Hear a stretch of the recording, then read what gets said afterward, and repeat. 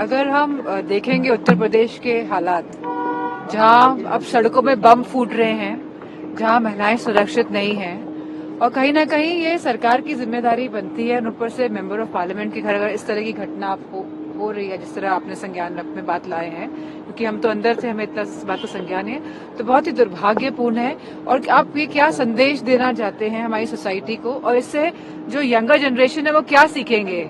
किस तरह का उपद्रव जो मचाया जा रहा है पूरे उत्तर प्रदेश में, मैं समझती हूँ सरकार को उस पर स्ट्रिक्ट एक्शन लेना चाहिए।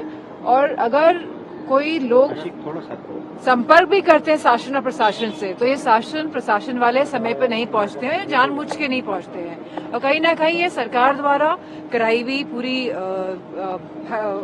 हरकत है। मैम, लेकिन राणा सांगापुरी की जो टिप्पणी उन्होंने की है, लगातार मांग ये उठ रही कि समाजवादी पार्टी भी कोई कार्रवाई करे, बीजेपी और सेना जैसे दल जो है वो मांग रही है। बीजेपी वाले क्या मांग कर रहे हैं? उनके ऊपर कोई बीजेपी के क्या करा? नहीं, बीजेपी वाले आपने कहा ना मांग कर रहे हैं, क्या मांग कर रहे हैं बीजेपी वाले?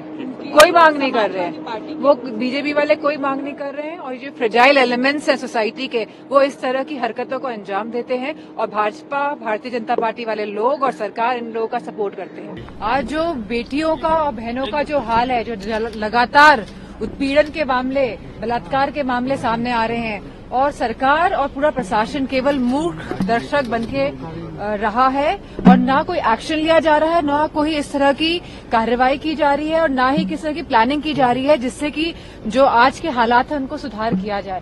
तो कहीं ना कहीं ये पुरानी बातों को खोद कर निकालना, गड़े मुर्दे उखाड़ना, इन भारतीय जनता पार्टियों की अब नीयत और नीति बन चुकी है। और जो मुद्दे हैं, जो देश के हमारे मुद्दे हैं, जहां बेरोजगारी का मुद्दा आज बहुत इम्पोर्टेंट है, बहुत महत्वपूर्ण है, जहां महंगाई का मुद्दा है, जहां एजुकेशन फैसिलिटीज का मुद्दा है, जहां लगातार एजुकेशन की जो फीस है वो महंगी होती जा रही है, तो इस तरह कई मुद्दे हैं जिनको भटकाने से, और कहीं ना कहीं जहां देश हमारा पिछड़ रहा है, उत्तर प्रदेश के पिछड़ने से देश पिछड़ता है, सबको बात पता है, तो कहीं ना कहीं ध्यान भटकाने की नीयत को छुपाने के लिए ये इस तरह के भाषण करते हैं। लेकिन उनका ये भी कहना है कि जिस तरीके से उत्तर प्रदेश के हालात है, मुसलमान यहाँ सबसे ज्यादा सुरक्षित हैं। वो तो ये कह रहे हैं कि लोग अफवाह फैलाते हैं, लेकिन यहाँ दंगा नहीं हुआ 2017 के बाद से।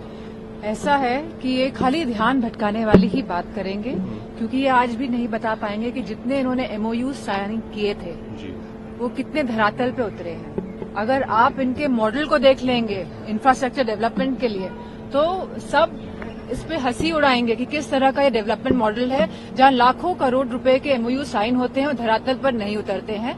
और ये खाली अब मैनेजमेंट और मीडिया के माध्यम से अपनी छवि को सुधारना चाहते हैं।